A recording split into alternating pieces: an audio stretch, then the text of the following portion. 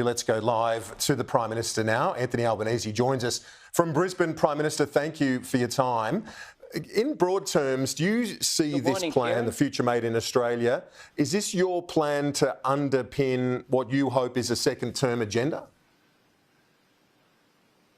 It certainly will be a part of an ongoing Labor government agenda, but it's an agenda for the nation, not just for an election. This is something that does need to happen. It's not about the old protectionism. This is about the new competition. And Australia must be in it to win it. There's a race for opportunity, a race for jobs on, and Australia must be in it to win it. We must participate because the alternative, given what is occurring in the United States with the Inflation Reduction Act, with similar legislation in Japan, in Korea, in Canada, in Europe, is that the world will just go past us. But if we seize the opportunities which are there, we can make more things here in Australia. We can prosper as an economy, particularly here in Queensland and in the regions. It's bringing together a number of announcements already made or programs already up and running, like the National Reconstruction Fund, like the Solar Sunshot program. I'm guessing there will be more significant announcements in the budget under the umbrella of the Future Made in Australia. You seem to be hinting batteries will be one of those. Is that what you're thinking, particularly given our competitive advantage when it comes to critical minerals? Well, we have everything that goes into a battery for storage and to power this century. We have copper, we have lithium, we have nickel, we have all of these products. And one of the things that's happening, Kieran, that is making Australia more competitive is that the nature of production is changing. Labour is less as a proportion of the costs of production. And we saw in the 70s and 80s manufacturing, a lot of it leave Australia because of cheaper labour costs in the region. What's driving change now, because technology is ubiquitous, it's available everywhere, is innovation and is comparative advantage. Now, here in Australia, we have massive advantages under the ground with our resources, but also in the sky with our solar resources. That will enable us to develop a green hydrogen industry, for example, that can then be used to drive green metals manufacturing in areas like aluminium and steel. We have enormous opportunity here to value add. And the theme today is pretty simple, which is we'll continue to be an exporting nation, we'll continue to export our resources, but where possible, value add here, create jobs here, create value here, create that economic prosperity here. That is what we need to do, and we need to seize the opportunities that are right before us. When you talk about, though, just to pick up something there, you mentioned labour is less as a percentage in terms of the overall production. So where do the green jobs fit in here? Green jobs certainly fit in with the creation of new industries and old industries transforming so that they're more sustainable, so they're more competitive with what the demands will be in coming decades. So areas like steel manufacturing in Whyalla, aluminium manufacturing in Gladstone, making sure that we value add wherever we can so that industries are transformed, but also new industries emerge, like in battery manufacturing. We were at Liddell just a couple of weeks ago, and there the prospects of solar manufacturing using the most advanced manufacturing for solar panels that will be the most efficient in the world, being produced there in the Upper Hunter, employing more people than were employed at the former Liddell Power Station all those years ago before it closed. Now, we can shut our eyes to what's going on in the world and do what the former government did. They used to stand up in question time and speak about keeping Liddell open. Of course, it shut on their watch. It didn't have a future. It reached the end of its life. The question is, how do we use that facility, that capacity, that workforce as well that we have? one of the things I speak about today is the advantages that we have with our population.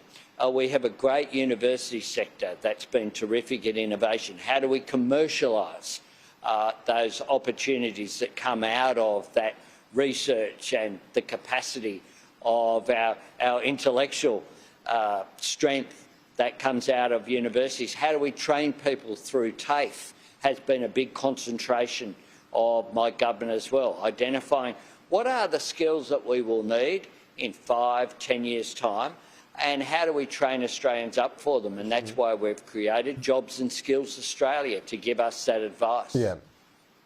But that automisation that you're talking about that makes us competitive, that won't preclude, that won't block the creation of jobs. That's what you're saying.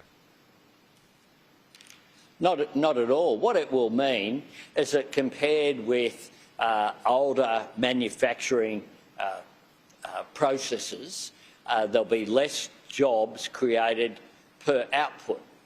But what you're comparing it with here isn't an old form of manufacturing or a new, more efficient, more productive form. It's whether we produce that new productive form of manufacturing here in Australia or it's offshore. It's as simple as that, not just in our region to our north, but also in places like the United States of America through its Inflation Reduction Act. Because the other thing that today's speech is about is the link between economic security and national security. One of the lessons of the pandemic is that economies need to be more resilient. They need to be able to stand on their own 2 feet, if you like, in simple terms. And that is one of the things that we learnt from the pandemic. We're making sure that that happens. Other countries are doing exactly the same thing. So whether it's working with the United States and other advanced economies, or working as well through the work that Nicholas Moore did with the Southeast Asia Economic Strategy to 2040 that we advanced as well at the ASEAN Summit that was held in Melbourne just last month. How do we work with those growing economies to our north? We have a range of advantages. What's in our resources sector, our human advantages that we have, including our multicultural society with links to every country on the globe, or whether it be the fact that we're located in the region of the world that's the fastest growing in history, provides us with enormous opportunities. You're going to have substantial growth in markets. You're going to have substantial growth in use of new technologies. We need to be a part of this. We need to be in it to win it, rather than observers watching the world just go past us. You have mentioned today and previously, I know when you announced the solar sunshot, pointing this lack of commercialisation, that as a nation we come up with great ideas, we're great innovators, but haven't commercialised. And I guess you look at this massive financial system we've got in this country, massive banks, superannuation, trillions of dollars, but often the investment goes to major corporations, not to those SMEs that are the innovators. Is this trying to fill that gap from the government? It is. It's about, look, we recognise that the drivers of this growth will be the private sector, but sometimes what they need is support in the initial stages for a new startup with a new idea to commercialise those opportunities. And certainly it is the case that Australia has been amazing at innovation, everything from the black box to Wi-Fi to, of course, solar panels. Every solar panel in the world will have some intellectual property produced usually at the Australian National University or the University of New South Wales, but Australia was ahead of the world in PV solar. We didn't commercialise those opportunities. We actually lost that industry.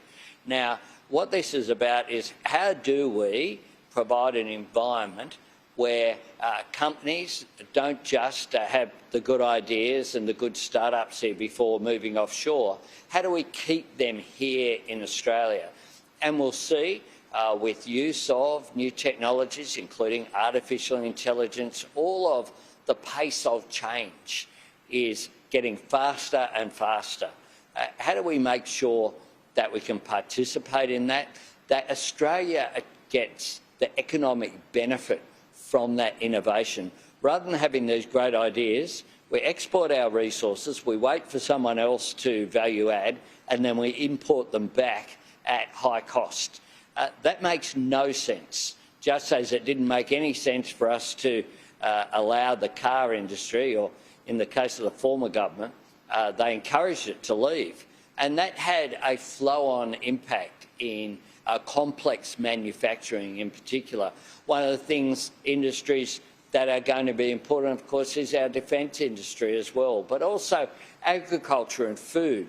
How do we increase yields? How do we increase productivity? All of these things provide opportunities for a future made in Australia to be one where we continue to see our living standards increase, where we continue to see good, secure, high-paid jobs being available in this country and growing into the future, particularly in our regions. Yeah. I know you've got a busy day. It's a big day with this keynote address coming up shortly. A few other matters before you go. Julian Assange, sure. You've said enough is enough on this. I know you're close to President Biden. His comments overnight, do they give you a sense of optimism that this could be close to being dealt with? Well, they're certainly encouraging, and we have raised the case of Mr Assange at all levels of government, and we've used all of our diplomatic efforts at every level to communicate that it is time that this was brought to a close. Enough is enough. There's nothing to be served by the ongoing incarceration of Mr Assange, and we want Mr Assange to be able to return home. These are complex issues because of the separation of powers that's there between the political system and the judiciary, and in this case the Department of Justice in the United States, but we continue to use all avenues at our disposal, as we do in speaking up for Australian citizens, where we've been successful in the cases of Sean Turnell and Chang Lei, and we continue to make representations on behalf of Australians. And do the public comments reflect what you're hearing behind the scenes? Well, I'm increasingly optimistic about an outcome, but one certainly has not been delivered yet. We'll continue to argue the case at every opportunity that we have, through every forum that we have, and through every level of personnel that we have as well, whether that be political, whether it be diplomatic. We've worked and engaged very closely with Julian Assange's legal team over a long period of time. And this is something I spoke about in opposition. I said enough was enough. I've had exactly the same position as Prime Minister and have raised it at every opportunity. On Palestine, your critics are saying that the Albanese government's rewarded terrorists by floating the idea of recognising Palestine before a negotiated two-state settlement. What do you say to that criticism? Well, just more negativity and more angry rhetoric from Peter Dutton. There's enough anger around these issues, and he must have been completely unaware of comments of people like President Biden, of David Cameron, the UK Foreign Secretary, and other leaders as well, who all know that we need a long-term solution to the conflict in the Middle East, that solution has to involve two states, one that recognises Israel's right to exist within secure borders, one that sees Israel recognised by its neighbours in the Middle East, and that gives it that security as well, and justice for Palestinians, and self-determination that does not involve any role whatsoever for a terrorist organisation like Hamas.